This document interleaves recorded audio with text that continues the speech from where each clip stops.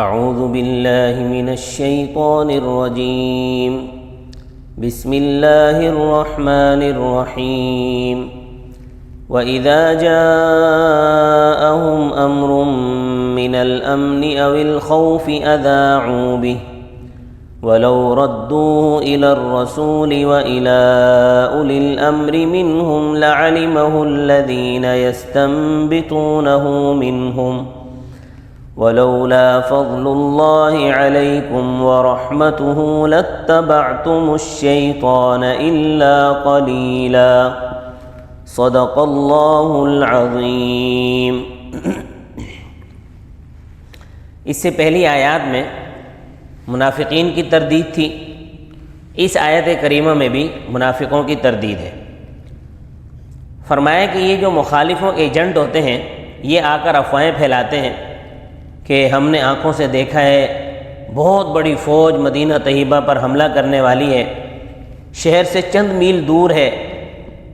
اب یہ طبعی بات ہے کہ ایسی خبر عوام جب سنتے ہیں تو پریشان ہو جاتے ہیں، عورتیں پریشان ہو جاتی ہیں، بچے پریشان ہو جاتے ہیں، کیونکہ ظاہر ہے جنگ تو جنگ ہوتی ہے۔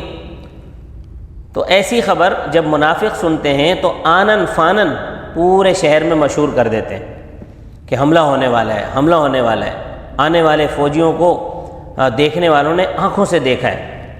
اب اس کا اثر یہ ہوتا ہے کہ سارے ساتھی پریشان ہو جاتے ہیں، حالانکہ حقیقت کچھ بھی نہیں ہوتی، صرف افراتفری پھیلانے کے لیے ایسی خبریں مشہور کر دیتے ہیں۔ مثلا جنگ شروع ہے، زوروں پر ہے، اور کوئی دشمن کا ایجنٹ آیا اور اس نے کہا کہ جی صلح ہو گئی ہے، جنگ ختم ہو چکی ہے، امن ہو گیا۔ اب ظاہر بات ہے کہ امن کی بات سن کر سارے مطمئن ہو جاتے ہیں۔ نظریہ یہ ہوتا تھا کہ جب سب مطمئن ہو جائے اس کے بعد پھر اچانک دشمن حملہ کر دے۔ تو یہ منافق امن کی بات کو بھی پھیلاتے تھے اور خوف کی بات کو بھی جلد پھیلاتے تھے۔ تو اللہ تبارک و تعالیٰ فرماتے ہیں وَإِذَا جَاءَهُمْ أَمْرٌ مِّنَ الْأَمْنِ أَوِ الْخَوْفِ، اور جب آتا ہے ان کے پاس کوئی معاملہ امن کا یا خوف کا، أَذَاعُوا بِهِ، وہ اس کو مشہور کر دیتے ہیں۔ وَلَوْ رَدُّوهُ إِلَى الرَّسُولِ، اور اگر لوٹاتے اس معاملے کو رسول صلی اللہ علیہ وسلم کی طرف، وَإِلَى أُولِي الْأَمْرِ مِنْهُمْ، اور ان کی طرف جو ان میں صاحب امر ہیں، یعنی رائے والے ہیں، سمجھدار ہیں۔ لَعَلِمَهُ الَّذِينَ، البتہ جان لیں اس کو وہ لوگ، يَسْتَنبِطُونَهُ مِنْهُمْ، ان میں سے جو خوب تحقیق کر سکتے ہیں۔ اس وقت حضرت صلی اللہ علیہ وسلم بنفس نفیس مدینہ طیبہ میں موجود تھے، تو فرمایا آپ صلی اللہ علیہ وسلم کی طرف یا صاحب الرائے، سمجھدار جو لوگ ہیں ان کی طرف خبر کو لوٹاؤ، تاکہ وہ تحقیق کریں کہ آیا اس خبر کی حقیقت کیا ہے، واقعی کوئی خوف اور خطرہ ہے، کیا واقعی امن قائم ہو گیا ہے، صلح ہو گئی ہے۔ سمجھدار لوگ جو ہوتے ہیں وہ بات کی تہہ تک پہنچ سکتے ہیں۔ عام لوگوں میں ایسی بات نشر نہ کرو تاکہ پریشانی کا سبب نہ بنے۔ اسلام امن اور نظم کا طریقہ سکھاتا ہے اور ہر اس بات سے منع کرتا ہے جو بات شر و فساد کا باعث ہو۔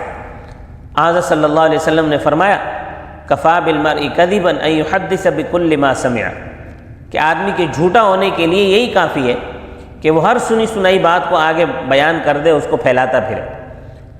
تو یہ بات یاد رکھنا کہ جب تک بات کی تحقیق نہ ہو، پوری تحقیق نہ ہو، وہ بات آگے نہیں کرنی چاہیے۔ آج بہت ساری خرابیوں کا سبب یہی ٹی وی چینلز اور اخبارات ہیں، یہ ہر بات کی تشہیر کرتے ہیں جس سے ملک میں بدامنی پھیلتی ہے۔ یہ لوگ سنسنی پھیلاتے ہیں اس چکر میں کہ سب سے پہلے ہم نے خبر دی ہے، سب سے پہلے ہم نے خبر دینے کے چکر میں یہ سنسنی پھیلاتے ہیں، حالانکہ بہت ساری باتیں حقیقت پر مبنی نہیں ہوتی، ان سے غلط خیالات پیدا ہوتے ہیں۔ لہٰذا ہر سنی سنائی بات کو آگے بیان کرنا بھی یہ گناہ ہے اور جھوٹ ہے۔ قرآن پاک میں آتا ہے وَلَا تَقْفُ مَا لَيْسَ لَكَ بِهِ عِلْمٌ، سورہ بنی اسرائیل میں، کہ جس چیز کا تجھے علم نہ ہو اس کے پیچھے نہ پڑ، اس کو بیان نہ کر۔ ہو سکتا ہے کسی کی دل شکنی ہو، کسی کو تکلیف پہنچے، ہو سکتا ہے اس سے خرابی ہو۔ تو فرمایا وَلَوْلَا فَضْلُ اللَّهِ عَلَيْكُمْ وَرَحْمَتُهُ، اگر نہ ہوتا اللہ تعالیٰ کا فضل تم پر اور اس کی رحمت، لَاتَّبَعْتُمُ الشَّيْطَانَ، البتہ پیروی کرتے تم شیطان کی الا قلیلا، مگر بہت تھوڑے۔ اللہ کا فضل کیا ہے؟ اللہ کا فضل یہ ہے کہ اس نے نبی کریم صلی اللہ علیہ وسلم کو مبعوث فرمایا، قرآن پاک نازل فرمایا، آن صلی اللہ علیہ وسلم پر احکامات نازل فرمائے جن کو سنت کہتے ہیں، اور تمہیں ان پر عمل کرنے کی توفیق عطا فرمائی۔ یہ اللہ تعالیٰ کا بڑا فضل ہے۔ ہمیں اللہ تعالیٰ کا شکر ادا کرنا چاہیے کہ پروردگار تیرا شکر ہے، تو نے ہمیں مسلمانوں کے گھر پیدا فرمایا، مسلمان بنایا، وہ بھی صرف نام کا نہیں بلکہ صحیح معنی میں مسلمان بنایا، نماز روزے کی پابندی کرنے کی توفیق عطا فرمائی، زبان قابو میں، نگاہ کنٹرول میں، کان قابو میں، ظاہر قابو میں، باطن قابو میں، حلال و حرام کی تمیز حاصل ہوئی۔ یہ سب اسلام کے اصول ہیں اور اللہ تعالیٰ کے فضل و کرم کے بغیر حاصل نہیں ہو سکتے۔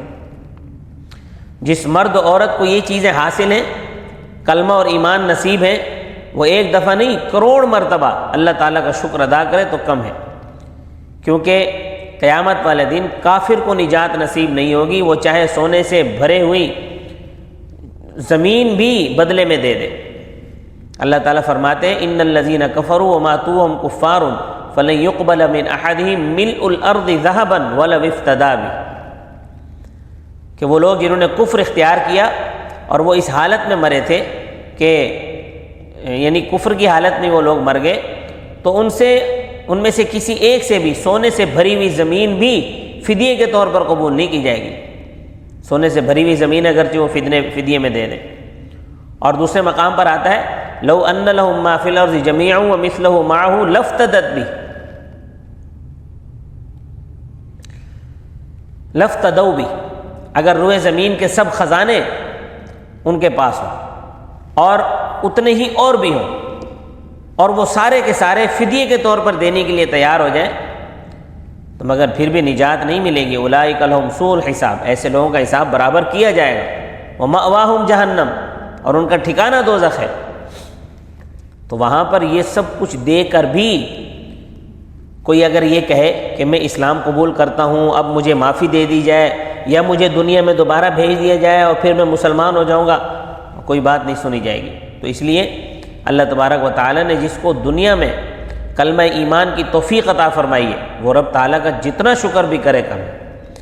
تو ہم مسلمان ہیں، ہمیں اللہ تعالیٰ کا شکر ادا کرنا چاہیے کہ اللہ پاک نے ہمیں مسلمان بنایا ہے۔